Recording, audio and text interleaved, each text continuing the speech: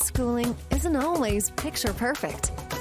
Welcome to Homeschooling with Dr. B, where we'll help you find solutions to the challenges you face and celebrate your successes with you. Now, please welcome your host, Dr. B. Welcome, my tenacious homeschool tribe.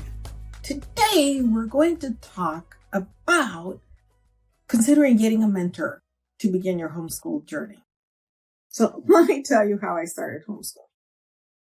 I had wanted to do it since before the kids were even conceived. But for a variety of reasons, we didn't do it. And then, as you might have heard in one of the first episodes, my husband encouraged me to homeschool kind of out of the blue as the girls had started the third grade. So about 2 weeks into it, here I was, having decided to homeschool, having no starting point, not knowing what to do, and being afraid of damaging my children forever, because that's just the kind of mom I am. And at the time, what I thought I was going to do was I was going to homeschool till about the 5th grade, and then I was going to put the kids back into private school in the 6th grade, given the opportunity to make that adjustment so they could then go on to high school. Of course, it didn't work that way. I started in the 3rd grade. They're finishing the 8th grade this year, and they don't want to go back to a traditional school setting. So I will be homeschooling through high school. Now, the beginning was really hard for me. I'm one of those people that needs to have a plan. I need to understand the plan. I like to be organized, and none of those things happened. It was absolute chaos. And the chaos was all in my head because there really was no chaos in our home. It was all in my head. So what I did was I went on Facebook and I found a homeschool group that met close to our home. And I kept the kids out of school that day, and I just went. And I showed up and I started talking to the ladies. This was really hard for me because I'm very introverted. And anytime that you see me out there talking to people, I feel like I'm dying inside. It's really, really difficult for me.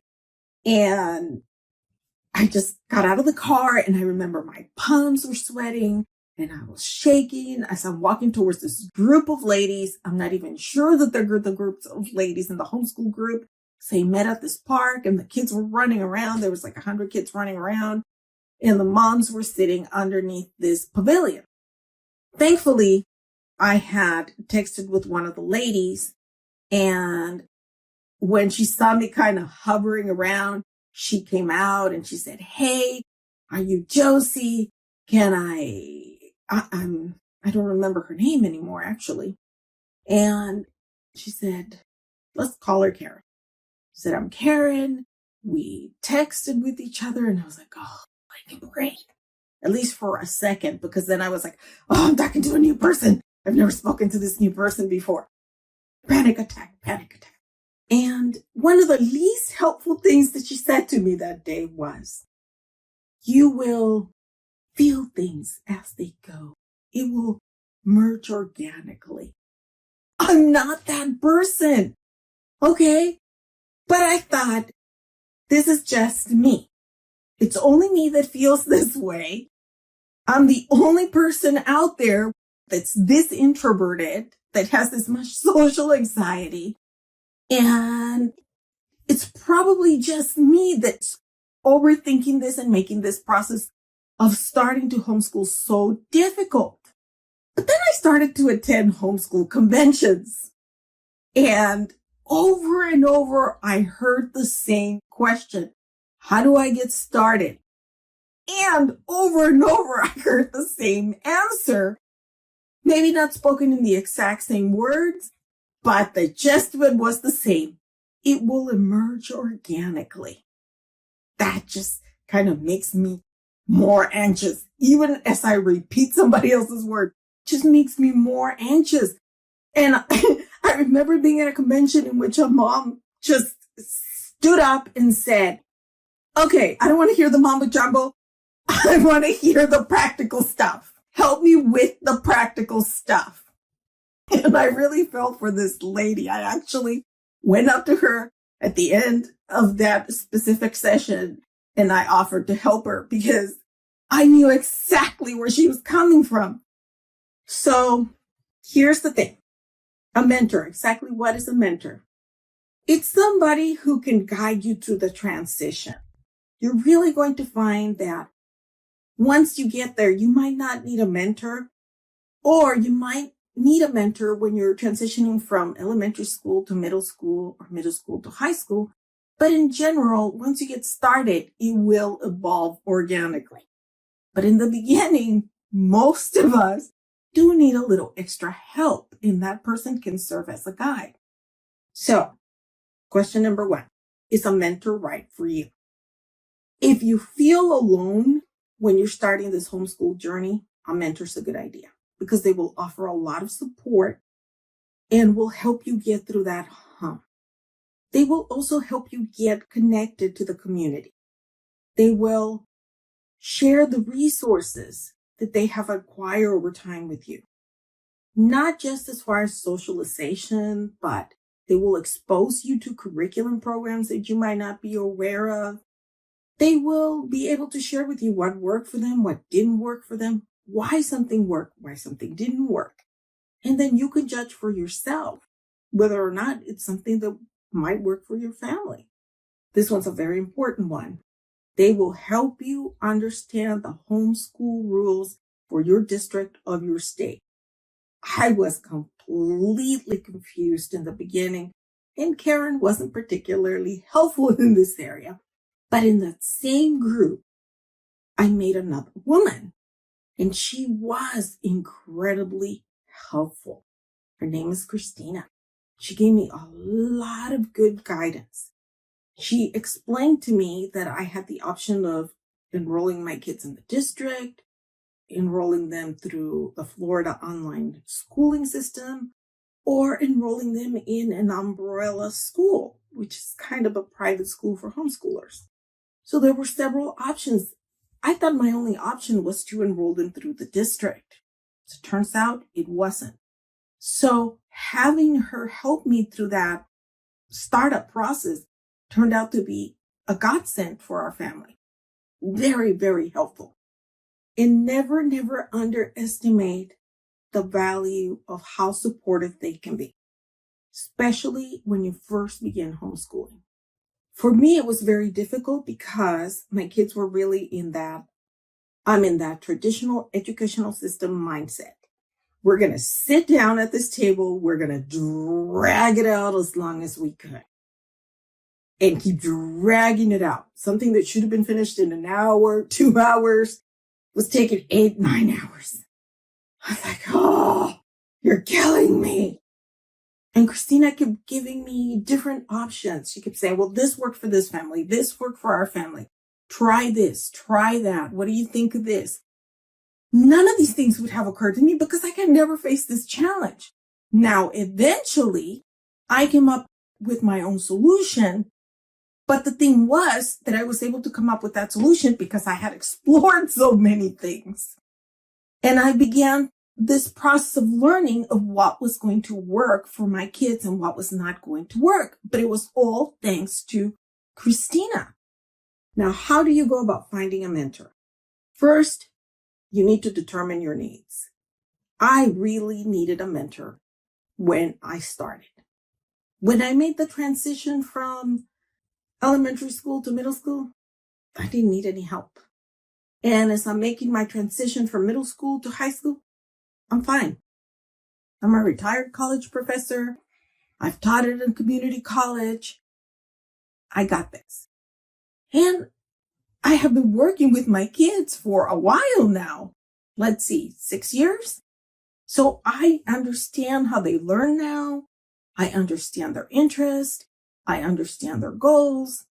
And I also understand now how to teach 2 different kids in different ways at the same time. But this developed over time. So you really need to have an idea of what it is you need so that you can find a person to meet this need. So when you're getting started, what are you going to need help with? If socialization comes easily to you, maybe you might need help figuring out a schedule or focusing on what your goals are or understanding the school district's rules and guidelines. You know, it depends. You're going to need to sit down and try to figure this out. And you might be sitting there going, well, to be honest with you, I don't actually know what I need. Well, then you find somebody that can help you get started. And you're honest. You say, I don't know how to get started. And they will point you in the right direction. Don't look for someone that is in the same boat that you are. We have this tendency to gravitate towards people that are sharing our same experience. But in this case, you need somebody who's already met that challenge and has met it successfully. So if you show up to one of these homeschool groups like I did, you don't want to go to a newbie that is also struggling. You want to go to one of the ladies who has been homeschooling for a while, and it's comfortable homeschooling. Now, here's the other important thing. Now that you have an idea of what it is that you need, don't just interview one person. And by interview, I just mean just show up and talk to these people, okay? This is not a formal interview. Talk to them. Choose the person that's not going to be threatened by your choices. There's some homeschool families, especially some moms, that are really married to a particular style or a particular curriculum. And if you deviate from what they think is best, they're really not comfortable. Go out there and look for a person that's not going to compete with you. My children are very academically successful. And sometimes when we find ourselves in a homeschool setting, people will become very competitive with me. But homeschooling shouldn't be that way, because homeschooling is about individualizing the educational process to meet the goals of our families. So, especially when you're looking for a mentor, find someone who's not going to be competitive. Find somebody who's invested in your success, someone who cares. Now, I gotta tell you, I can come across as very standoffish, primarily because I suffer from social anxiety, and that's the way that I express my social anxiety. I become very standoffish. It doesn't mean that I don't care. It just means I'm socially awkward. Don't discard the socially awkward moms. They might be harder to reach, but a lot of times they do care. They're very invested in the homeschool community and are willing to help. Find somebody that can motivate you. And people can motivate you in different ways. I don't know how you need to be motivated. Some people need to be validated to be motivated. Some people need to be told that they can't do something. That's me. I'm very oppositional. You tell me that something can't be done, and I'm just going to do it. Find somebody who is going to motivate you the way that you need to be motivated. Maybe you need somebody who's going to encourage you, somebody who's going to support you through Bible verses, or somebody who is completely secular and wants nothing to do with Bible verses. Find that homeschool mom that fits the way that you need to be motivated. Other value that a mentor has is they can point out areas that you need to work on. When it comes to academics, I got it. But there have been some moms that have done me a great service by telling me I was expecting too much from my children at a certain point that I needed to back off. Now, you might think that I would be upset by that. Nope, I was not upset by it. I was like, okay, this is coming out of a good place, and maybe our goals are not the same, but still, if somebody's pointing it out to me, let me think about it. Let me see what I'm doing. Because they could be right or they could be wrong. And sometimes they were right. Sometimes they were wrong. I have a friend who's a wonderful mother. But one of the things that she needed a mentor to keep her on track. to hold her accountable, because otherwise her kid would never get the work done. And no, she was not an unschooler. She was just the mom that procrastinated or that always thought, well, this is more important. We can do this tomorrow. And then tomorrow would become the next day, and the next day would become the next day. So she looked for a mentor that could help by being her accountability partner. Avoid people who try to point you in one direction or another. Remember, this is your family's homeschool journey, not your mentor's family homeschool journey. Your mentor is supposed to be there to help you facilitate your learning process, support you through the process, not push you in one direction or push you in another direction. Only you know what's best for your family or your children. So, am I talking about a magical unicorn? No, there's a lot of homeschool moms that are just wonderful mentors out there.